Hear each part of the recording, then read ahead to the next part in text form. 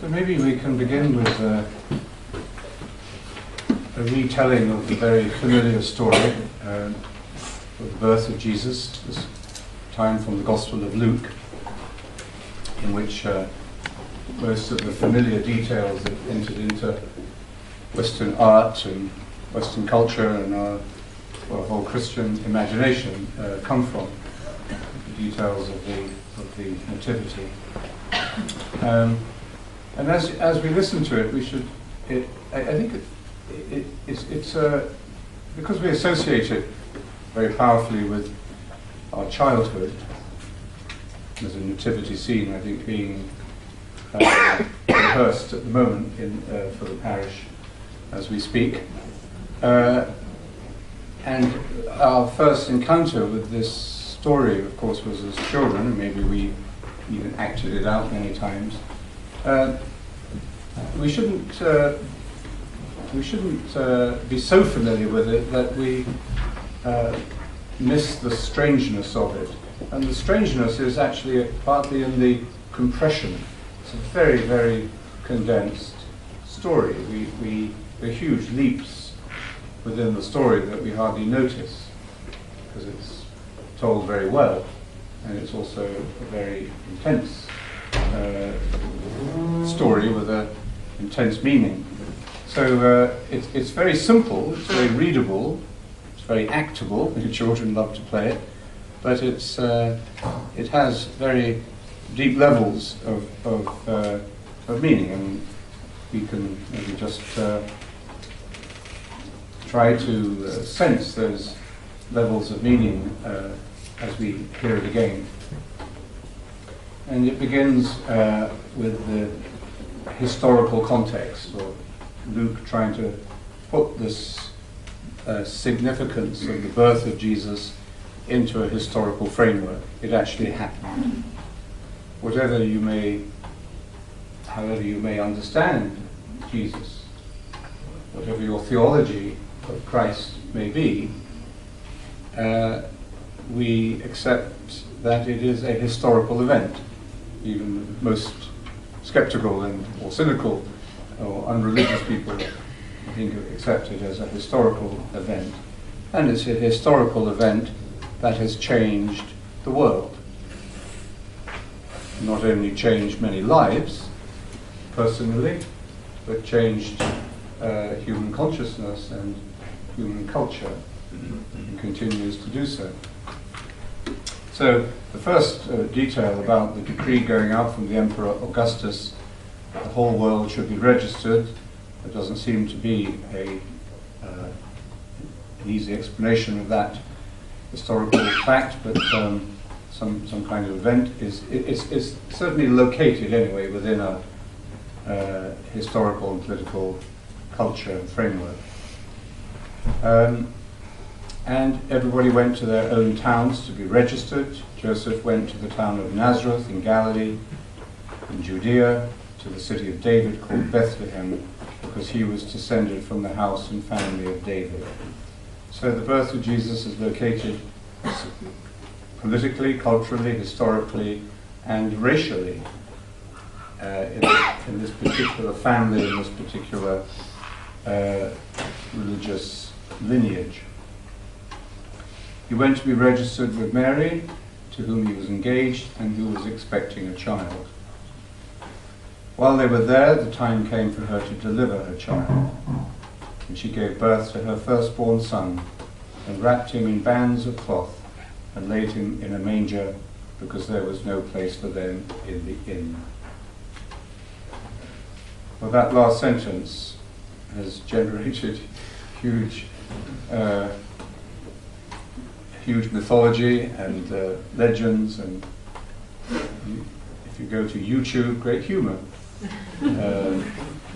You'll see Desmond Tutu telling the story, making a joke of the story. He says, Joseph goes to the innkeeper and says, "Do you have a room?" And he says, "No, there's no room here." And Joseph says, "Well, my wife is having a baby." So the innkeeper says, "Well, that's not my fault." And Joseph says, "It's not my fault either."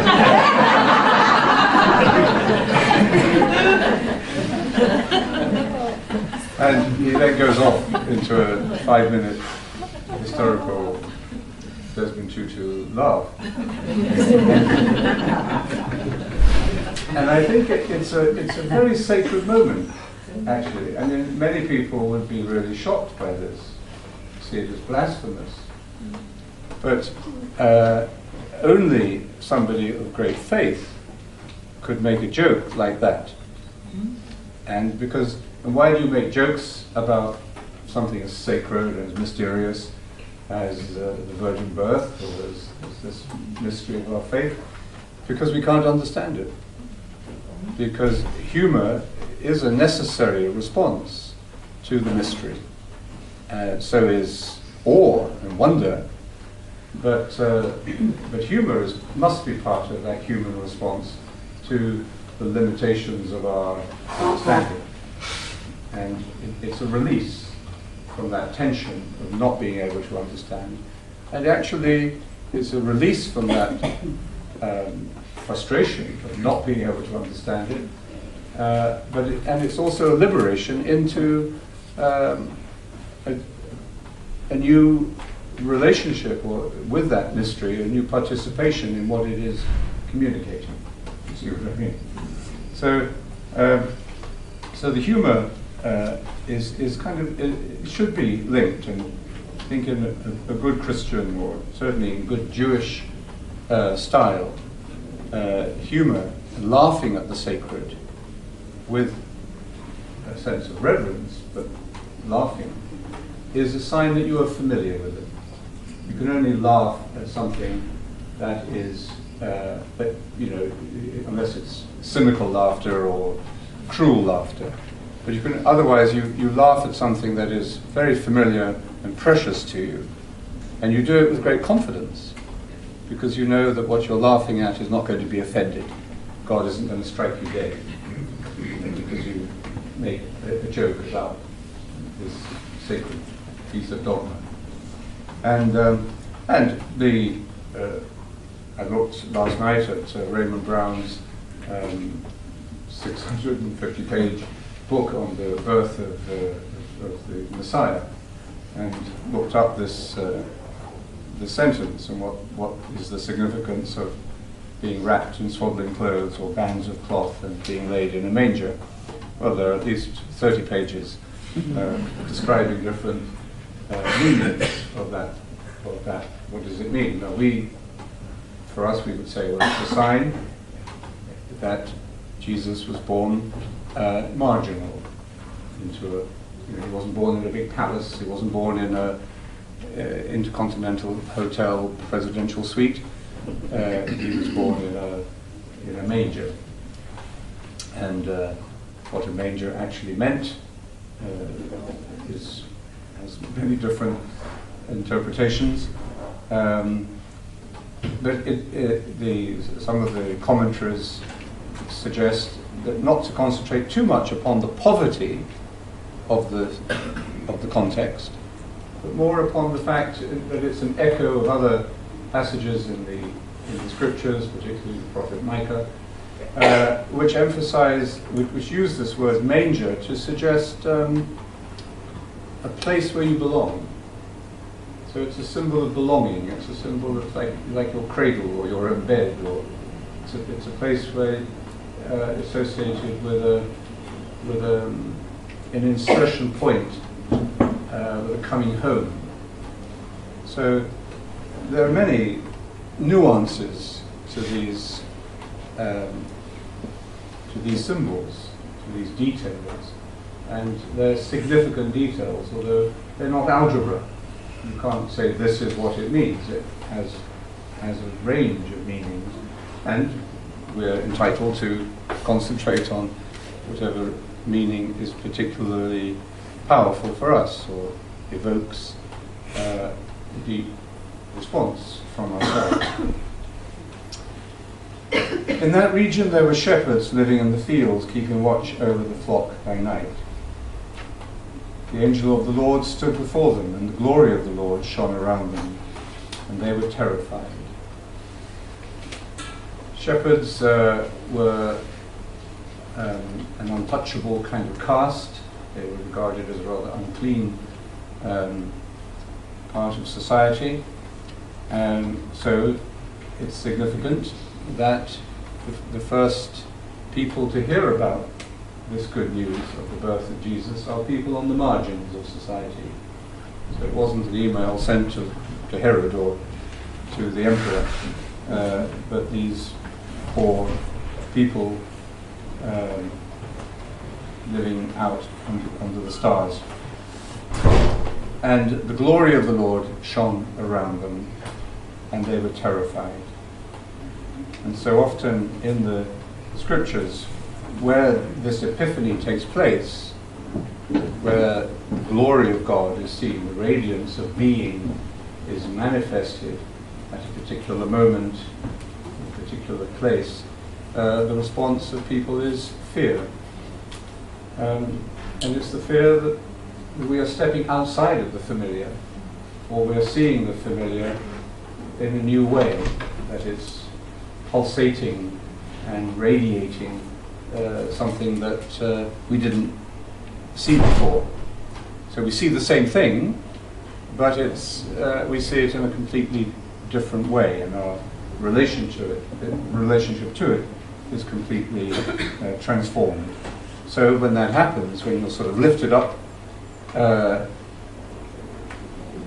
many people have had these out-of-body experiences, coming out of an operation, or even at other ordinary times, and you suddenly get a different perspective. You see yourself from a different point of view. You see your context quite differently. So it's the same thing that you're perceiving, but you're perceiving it in a different way, and that fills you with a sense of wonder, fear.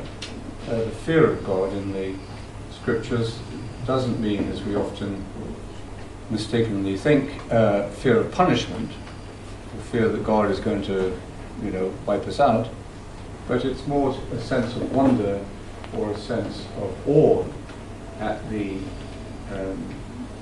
mysterious context of our life, and which we often are quite unaware of.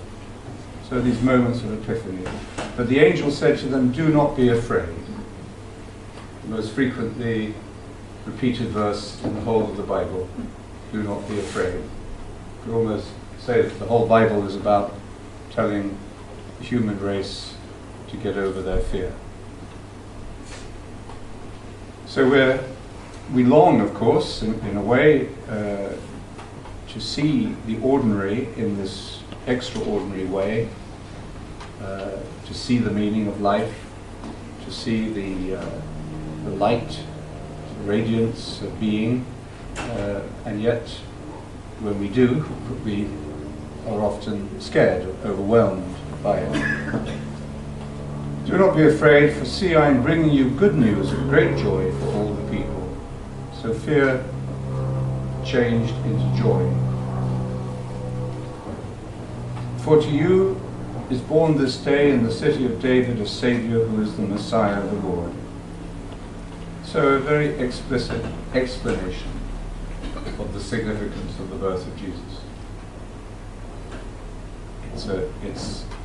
It's the definition, but it's still something that we have to understand and experience for ourselves. And this will be a sign for you. You will find a child wrapped in bands of cloth and lying in a manger. So that's how to identify it. And suddenly there was with the angel a multitude of the heavenly host, praising God and saying, Glory to God in the highest heaven, and on earth peace among those whom he favors. So this is what is this describing in the apparition of the angel of God to the shepherds? It's an epiphany. It's a burst of understanding. It's an enlightenment moment when we see the meaning and the purpose indeed, and the divine presence in our human situation, human experience. And we rarely had those moments. Those moments of such an outburst of understanding and clarity. And as we see, when we do, or when we approach those, we're often scared, because we're made aware that actually the security systems that we've got around our life are not so powerful. They can be burst very quickly. And we find ourselves in a much bigger world, and a much deeper mystery than we had imagined. But this fear, we're told, is quickly replaced by joy and by peace.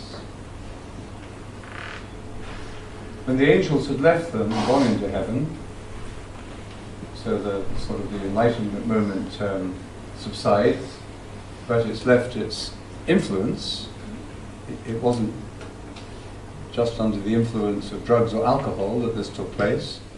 This was a genuine opening of consciousness, and whenever consciousness opens at these moments in our lives, we are taught something, we learn something that stays with us. We can't deny it, and we don't forget it. We may not understand it yet, but we are changed by it, and the map of our life is redrawn in some way. Then we have to integrate this experience. It may take years to do that. We're not, the shepherds were not saying, I wish the angels would come back. Could we have another, could we replay it, Can we come back and have another show? In the same way, this happens in meditation at times. I was I was asked by one of our meditators recently, after giving some talks somewhere, would I meet with some of his friends and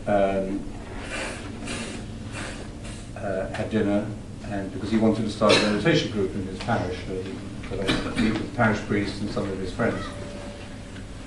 So I knew his wife was a very good cook, so I said yes. So I went, and I had to do my little talk in order to get my dinner. So I gave the talk to a group of half a dozen friends, and then we meditated. And after the meditation, I said, "Do anyone have any questions, any comments?" And one of his friends, who'd come straight from work, who was the CFO of a big multinational corporation,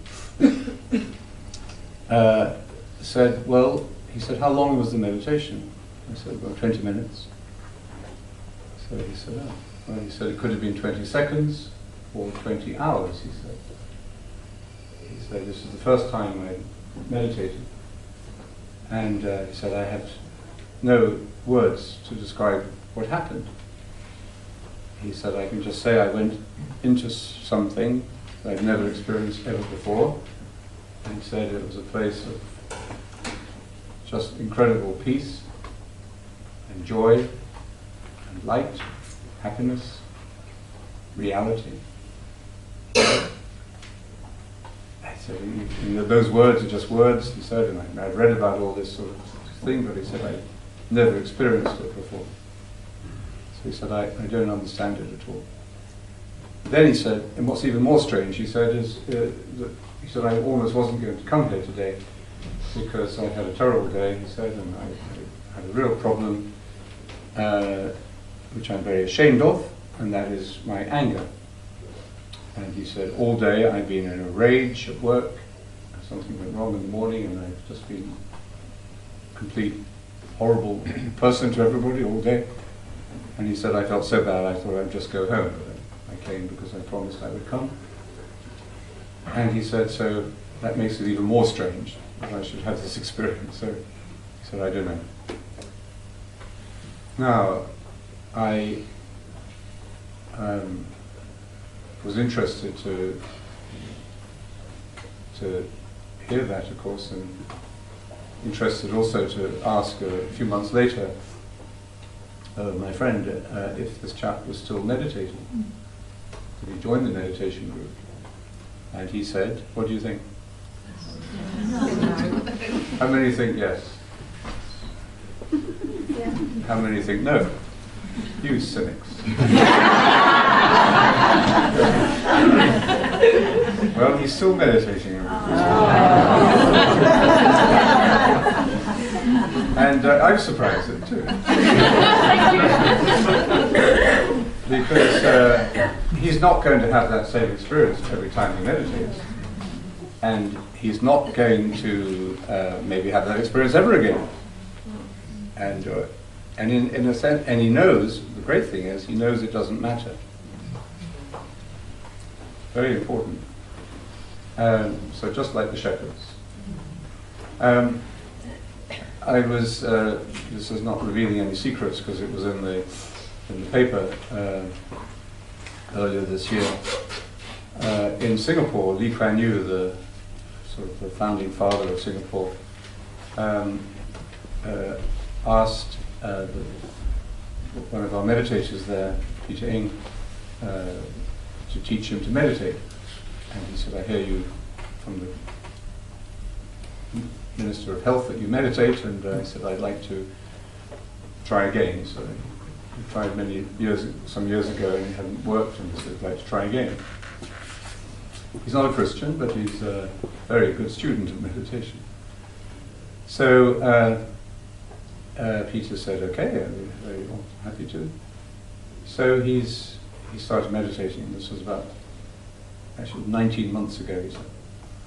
And so I met him several occasions, and when I was recently in Singapore, I met with him again. We meditated together in his office. And he's now in his 80s, and still a very active person really for his age, and a fine mind, and a very, very focused person. If you want concentration, that's the person to go to. And single-minded. And so we meditated and we talked, and then as I was leaving, he said, you know the wisest thing you said to me, Father Laurence? So I didn't know I'd ever said anything wise. So I said, what was it? He said, you told me nothing happens.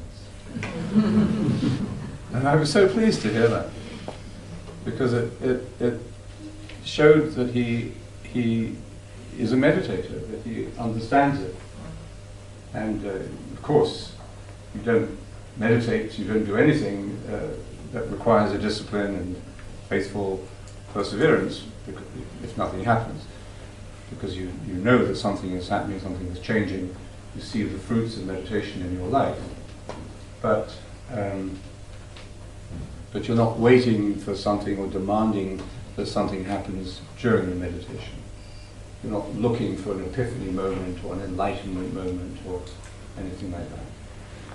So, anyway, that's a long commentary on that little verse. But remember what Etty said also, that in this great plain of her being that she had discovered as she was clearing up the clutter of her mind, she found love. Not the deluxe kind of love with Hollywood-style romance, but love, and a love that can be applied to the ordinary, simple things of life. And that's exactly what the experience of meditation is about, releasing love into the ordinary events and the ordinary relationships of life. So the shepherd said, okay, let us now go to Bethlehem and see this thing that has taken place, which the Lord has made known to us. So they respond to this experience. They're not looking back, trying to repeat it, but they are applying it. So they went with haste. They didn't take the slow train, they went with haste. and found Mary and Joseph and the child lying in the manger. When they saw this, so this was something new they hadn't seen before, but it was familiar because they had been told that this is the sign that they were going to recognize. And the whole of the Gospel, in fact, is about recognition. And we'll come back to this in a moment. Seeing and recognizing what is revealed to us in a new epiphany, in a new burst of understanding.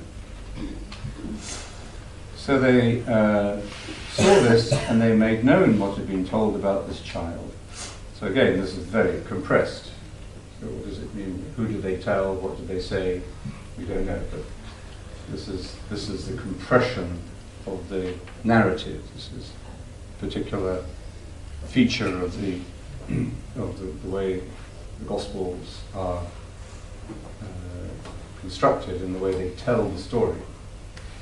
It's not casual detail, but every detail counts. That there's no waste of space. So they made known what had been told them about this child, and everybody who heard it and all who heard it were amazed at what the shepherds told them. But Mary treasured all these things and pondered them in her heart. So the word there is but. But Mary treasured all these words and pondered them. She didn't understand them. Mary, of course, is a key figure in the Nativity story and in the Gospel, certainly the Gospel of Luke. And in all the passages where Mary appears, I think it's true to say that she is given a revelation, the Annunciation, the Nativity, when she hears people speaking about him, that she learns something, she sees something that she didn't know before, but she doesn't understand it. That's why Mary, I think, is such a figure, a model of contemplation in the Christian story, because she experiences, she encounters in a very intimate way the mystery of Jesus, of course, but that doesn't mean to say that she can tell you what it means. And there's even one strange passage where she comes with family to take Jesus home, because you remember that? Where I don't know why that isn't publicized more, but it actually takes you really into the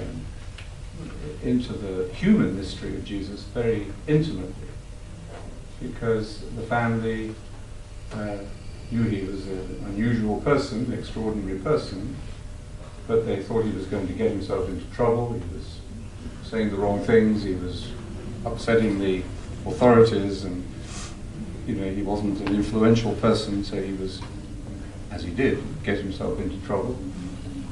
So they thought he had gone out of his mind.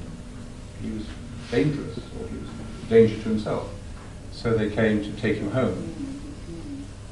So we see that Mary and his family and the contemporaries didn't understand the mystery that they were seeing, but they were drawn into it. And Mary shows us the contemplative response to this experience of finding something you don't yet understand. It's not to deny it, run away from it,